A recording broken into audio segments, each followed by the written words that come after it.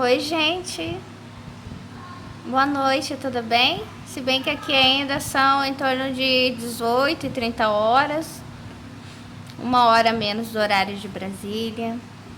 Eu sou Melissa, dona aqui do canal. Sou autista, superdotada, sou cristã. Estou fazendo comentários sobre esse livro aqui, Elias, o Exterminador de Baal. Lembrando que Deus ainda te pede santificação e lealdade, ok? Não se esqueça disso, Elias. E hoje eu vou estar falando novamente sobre a sabedoria e agora sobre a diferença entre sabedoria terrena e divina. Eu tinha falado um pouco, né, sobre isso, mas não aqui do livro, mas de mim mesma, falei para vocês. E aqui ele justamente vem falar sobre isso, ó. Biblicamente, existem duas fontes de onde se origina a sabedoria, a terrena e a divina. Tiago 3,15. Sendo que na sabedoria divina há também aquela que é dada como dom do Espírito Santo. 1 Coríntios 12:8. O crente precisa identificar essas fontes e buscar a verdadeira sabedoria que é tão necessária à sua vida espiritual. Eu vou ler essa parte aqui para vocês, acerca de dons espirituais.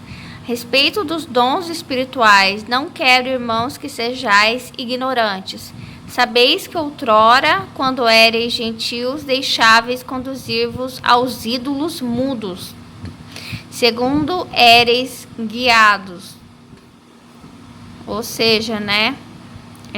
Orar para um santo feito de barro, de madeira, de ouro, de prata, de pedra, enfim. Por isso vos faço compreender que ninguém que fala pelo Espírito de Deus afirma anátema Jesus. Por outro lado, ninguém pode dizer Senhor Jesus, senão pelo Espírito Santo. Ora, os dons são diversos, mas o Espírito é o mesmo. E também há diversidade nos serviços, mas o Senhor é o mesmo. Ai, meu Deus. É que assim,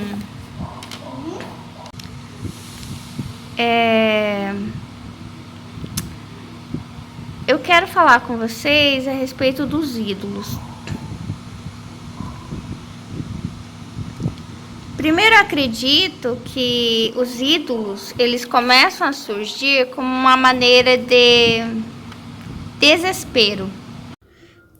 Desliguei, né, pra ficar melhor. É que aqui tá bem quente. Mas assim, eu tenho uma visão de pessoas assim, chorando, de joelhos, desesperadas, né? Ou uma pessoa que tá olhando pro campo, sabe? Nossa, acabou com a minha plantação, Senhor. Sabe aquele de algo que já aconteceu ou está prestes a acontecer, esse desespero de achar uma maneira de que o pior não aconteça. O ídolo, ele geralmente serve a essas situações de desespero. Deus me deu essa visão de compaixão para com as pessoas que têm ídolos ou que se achegaram a esses ídolos. Isso eu tô falando desde o início mesmo desde o início dos ídolos, desde das primeiras fabricações ali dos ídolos. Eu tenho, né? Não sei se é correto, mas essa visão eu tenho. E é isso que eu vou passar para vocês. Uma visão de compaixão de pessoas desesperadas, né? Quando eu digo isso, não é só agora, como eu disse, é atemporal. Qualquer tempo, mesmo sei lá, 10 mil anos atrás, com esse desespero de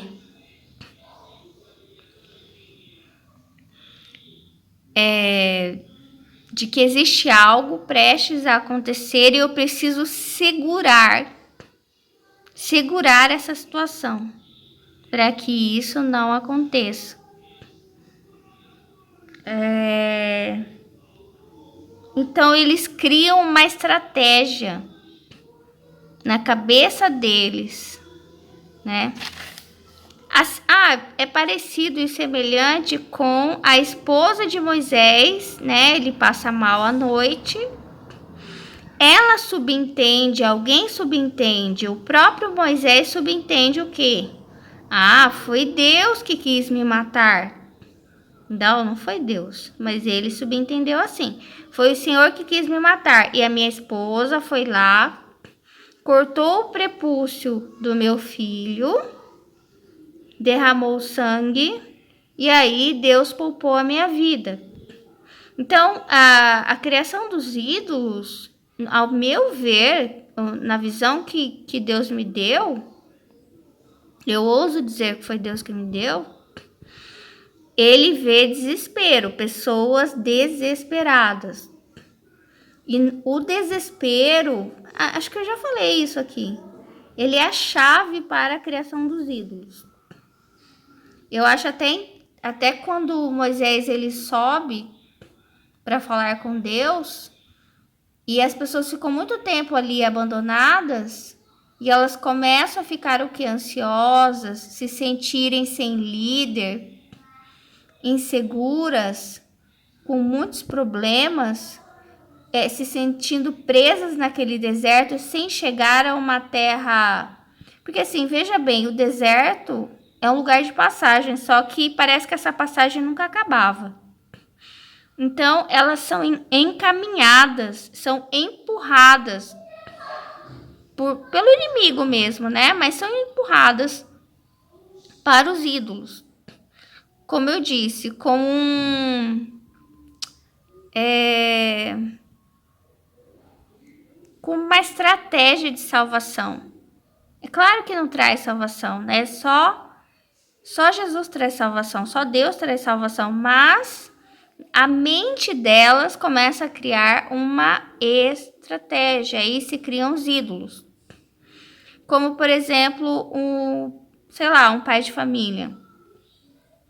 Ele tem um problema. Em vez dele ir orar, ou tentar resolver o problema, ele vai para o bar beber. Ele vai para uma casa de prostituição. O jovem, né, que tá com notas baixas, a namorada terminou com ele vai o quê? Né? Vai para a boca de fumo, entendeu? E as pessoas vão criando o quê? Esses ídolos.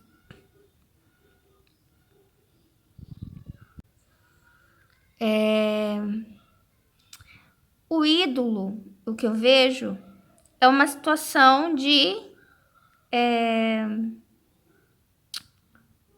uma situação de barganha, né? Que eu entendo assim. Você faz algo muito bonito e você se apega àquilo. Muitas pessoas têm como ídolos não um objeto. Às vezes pode ser uma pessoa da família, entendeu? Pode ser um cantor, um ator, entendeu? Pode ser até um pastor famoso. Deus me mostrou como um ídolo também aquele carro, né, que eles construíram para Deus. A Arca da Aliança é um objeto de idolatria. Por quê? É um objeto no qual se acredita que existe poder sobrenatural E aquele objeto, ele era maldito, ele matava as pessoas, entendeu? Existia todo um ritual sobre ele, toda uma crença,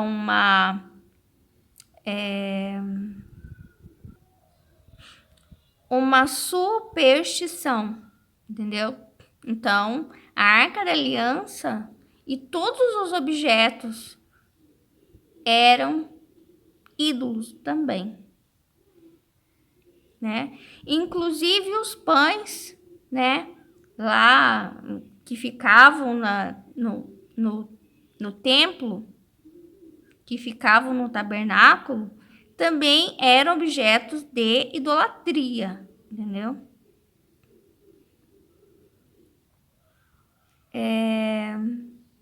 Eu quero dizer tudo que Deus me der gratuitamente para vocês, eu vou falar para vocês, amém?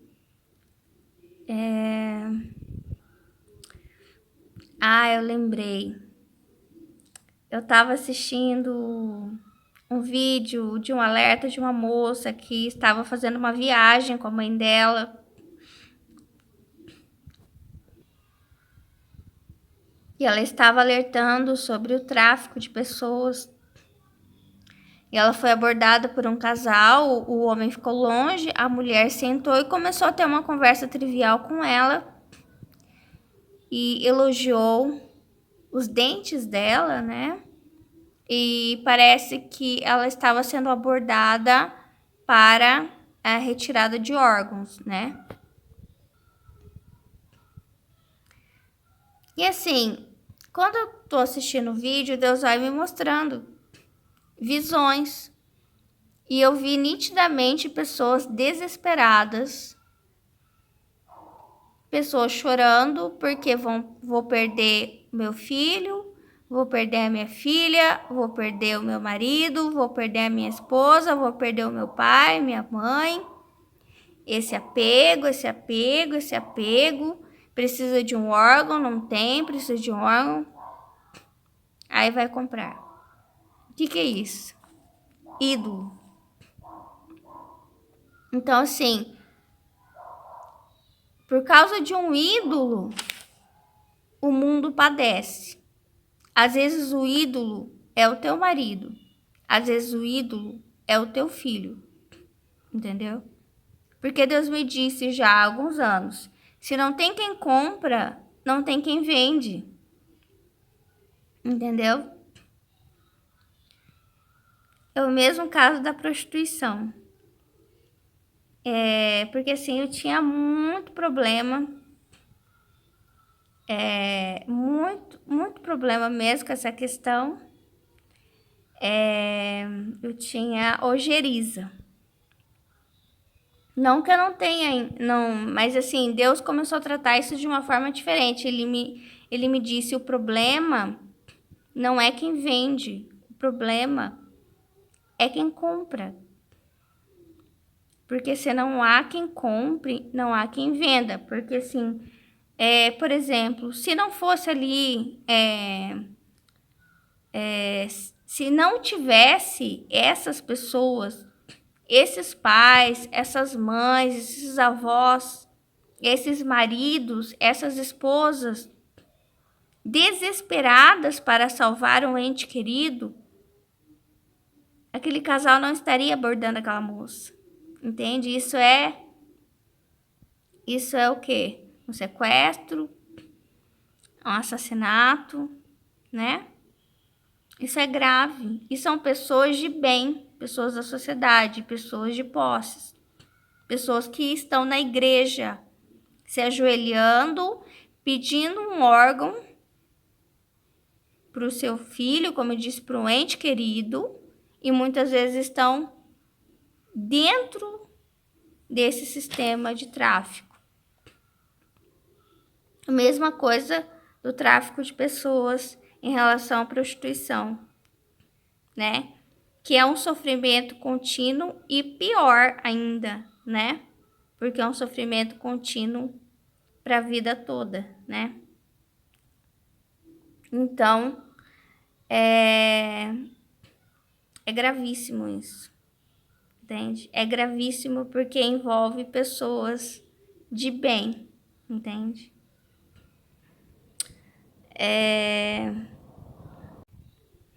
Eu tenho falado para vocês sobre os animais.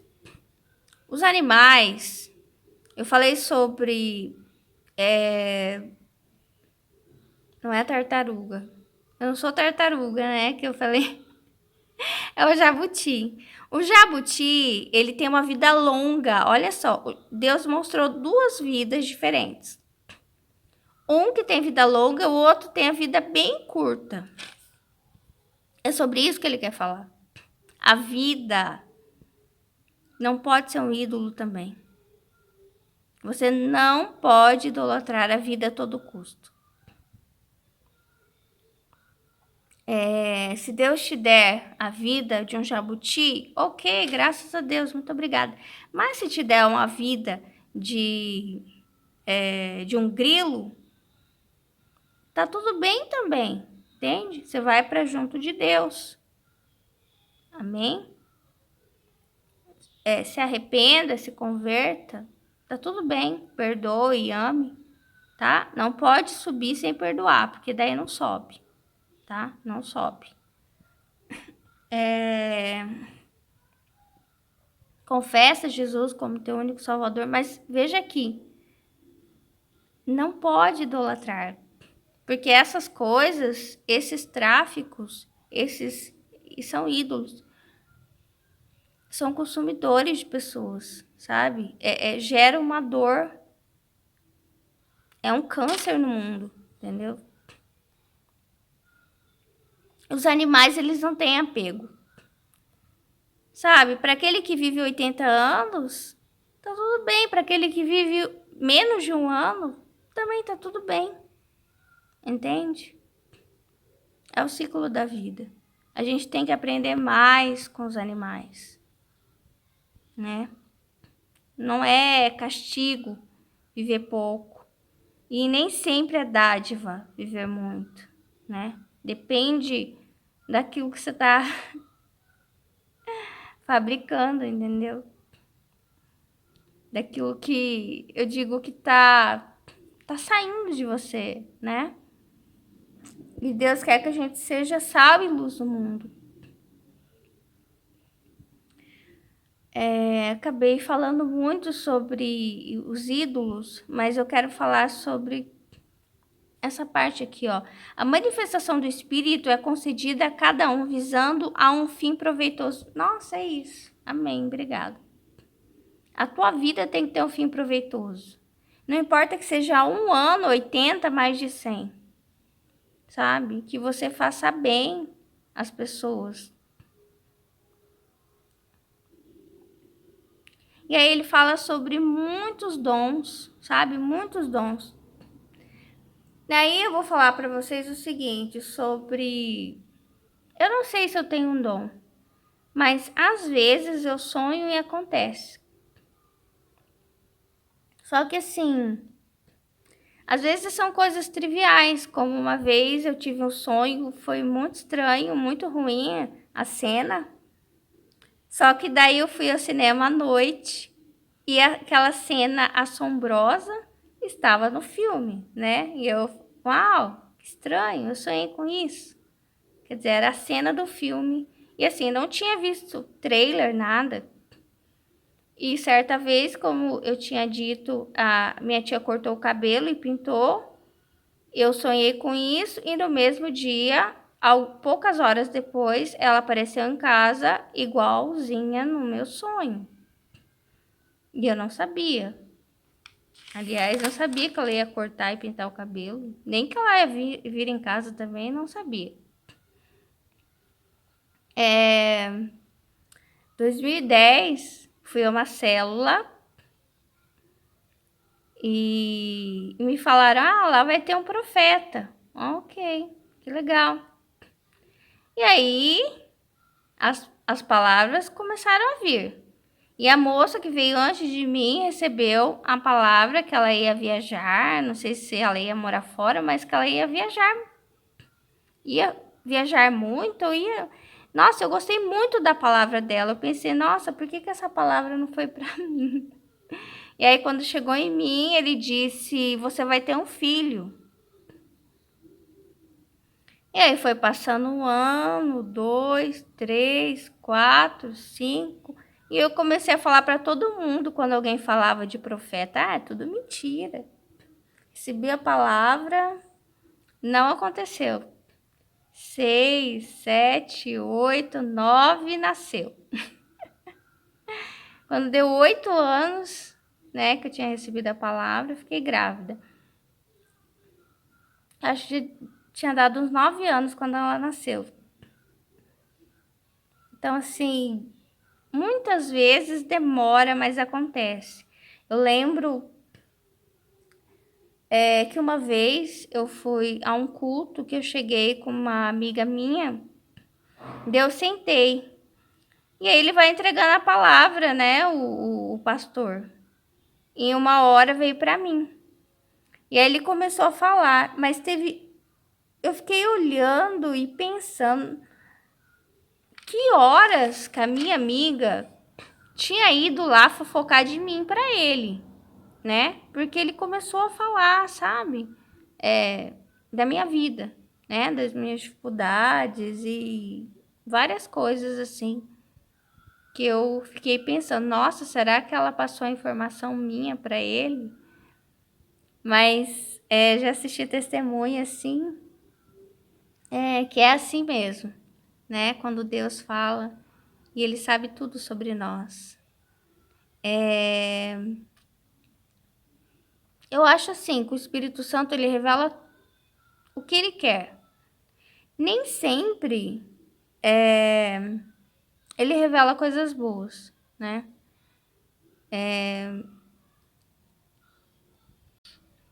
Tem gente que acredita que o Espírito Santo ele só revela coisas agradáveis. Eu não acredito nisso. Profecia significa revelação, né? E a revelação, a palavra em si não significa nem bom nem ruim, é apenas uma revelação. Só que muitas vezes eu sonhei que alguém tinha morrido no meu sonho, alguém morria, só que o que acontecia é que outra pessoa eu descobria que tinha morrido, mas não era aquela pessoa do meu sonho. Enfim,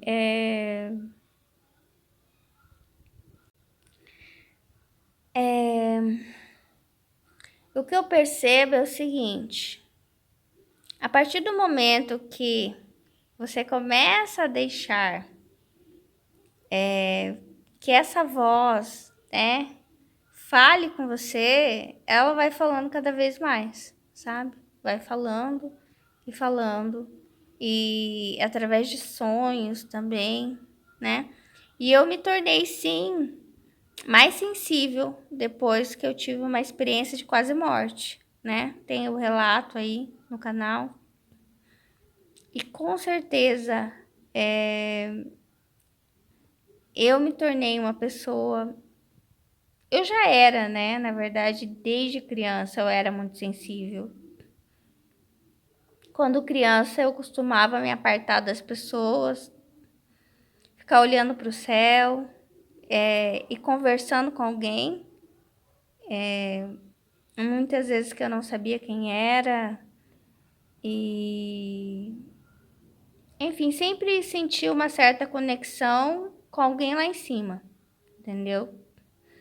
E fazia isso tão naturalmente, sabe? E pensando bem, hoje é muito estranho. Por que eu fazia isso de forma tão natural? E eu nunca falei isso pra ninguém, nunca falei isso. Meu pai morreu sem saber, minha mãe também. Nunca falei nada pra eles. Era algo, acho que era algo meu, assim, em alguns momentos, entre mim e meu pai, né? Meu pai, né? Deus, né?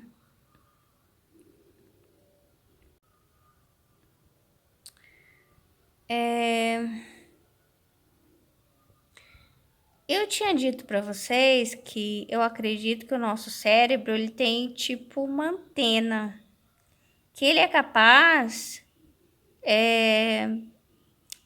de pegar informações ao redor, não importa quantos quilômetros de distância, e até do futuro, porque eu acredito que o futuro ele praticamente já aconteceu, porque é como se fosse um gráfico que Deus me mostrou alguns anos atrás.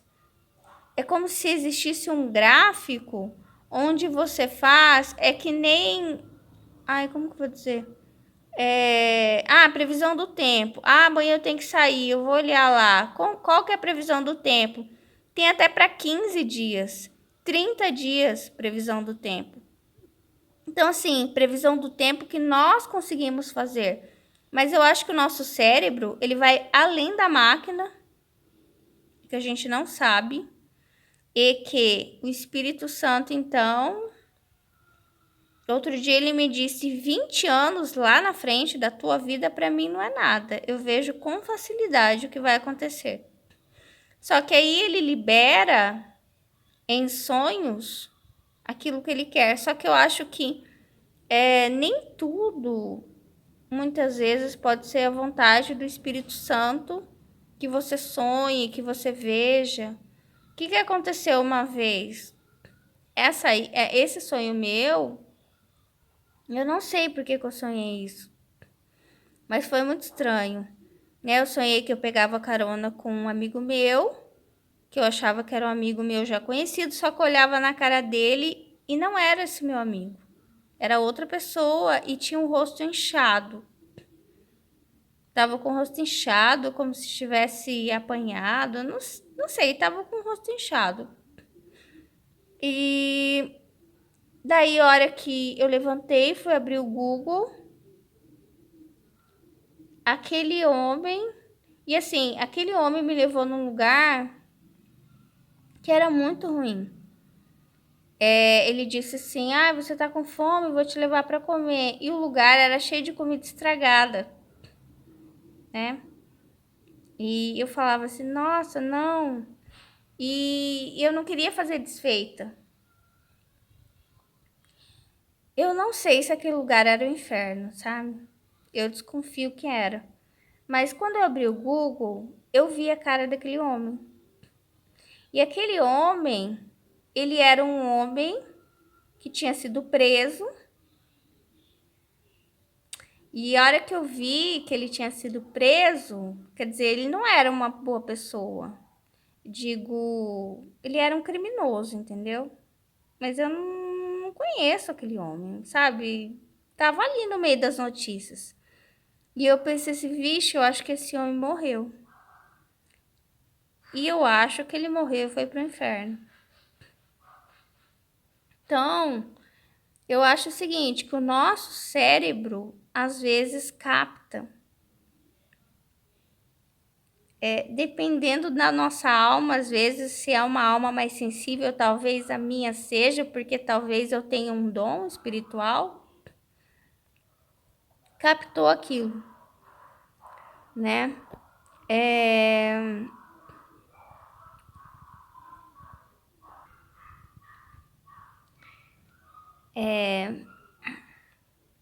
Mas assim, eu não quero captar essas coisas.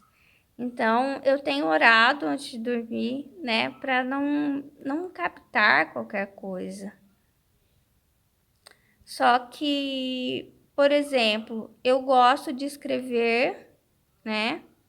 E para mim eu vejo como um chamado escrever sobre situações de dores dos animais, sofrimento animal, sofrimento de mulheres, sofrimento dos fetos. Então, assim, tudo geralmente é sobre um sofrimento que eu tô escrevendo, né? Agora, por que? Eu não sei. Eu não sei. Nem tudo você vai saber explicar. Agora, eu já tive também algumas visitas ao inferno, né? Por sonhos. Então, eu já fui visitar uma tia minha no inferno e voltei. Eu fui visitar outras duas pessoas que eu amo muito também no inferno. Então, assim, não sei.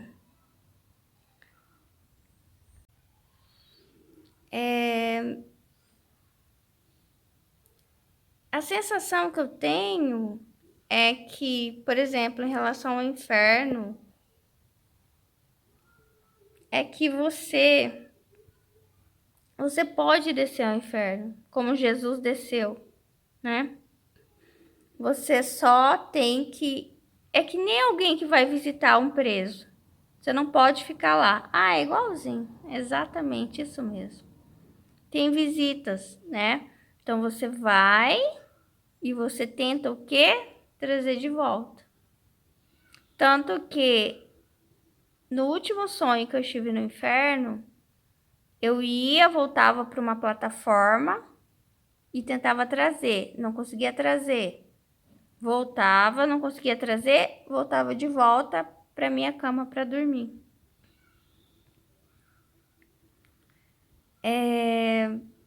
Eu acho o seguinte, a gente não deve orar mais uma vez. Eu já falei isso aqui, porque outro dia eu vi uma pergunta que falava: não peça para saber de tudo, porque você não aguenta. Não saiba de tudo, sabe? Porque você pode chorar, você pode se entristecer, então assim, não é bom saber de tudo.